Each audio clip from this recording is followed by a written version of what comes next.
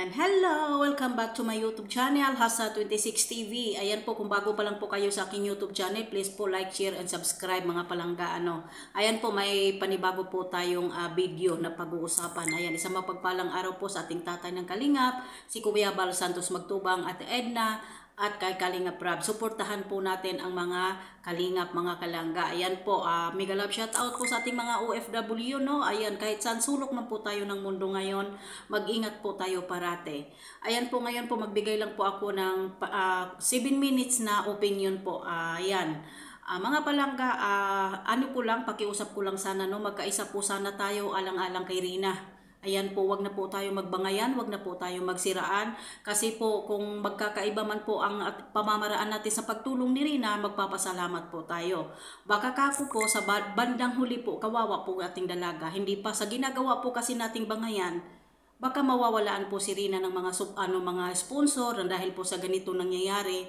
Hindi po ba kayo natutuwa na marami pong sponsor na hanggang ngayon lumagmamahal pa rin kay Rina? Di po ba?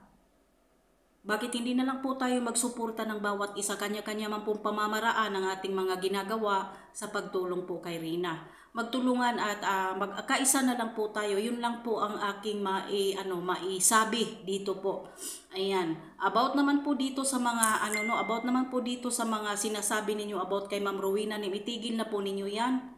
Kasi po wala naman po talaga kayong mga basihan na sinasabing ini-scam. Isa lang po ang pagkakamali niya. Pero grabe na po ang paninira ninyo sa tao. Ay, di po ba nag-usap na po kasi sila nagkausap na po at okay na po sila. Pero hindi pa po kayo tapos. Paulit-ulit na lang po yung mga sinasabi ninyo. Di ba? Yan lang po ang masasabi ko. Yan mga mga solid langga.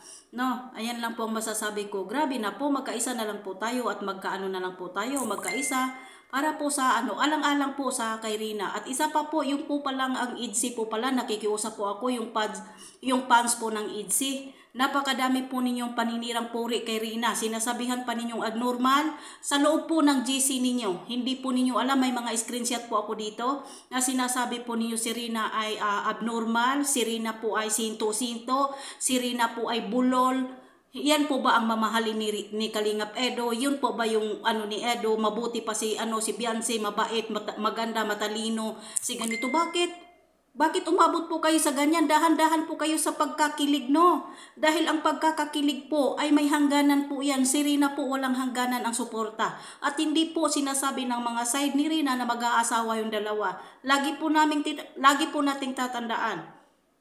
Sila po ay magkuya lang. Ang turing po ni Kalingap Edo kay Rina, kapatid.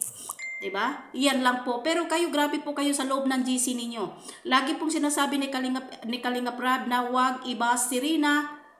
Ang nangbabas ka Rina, yan po ay siraulo. Kayo po ay siraulo. Diba? Bakit naman po ninyo ibabas si Rina? Hindi po ba biro sa loob po ng GC ninyo? Yun po ang pinag-uusapan ninyo, si Rina.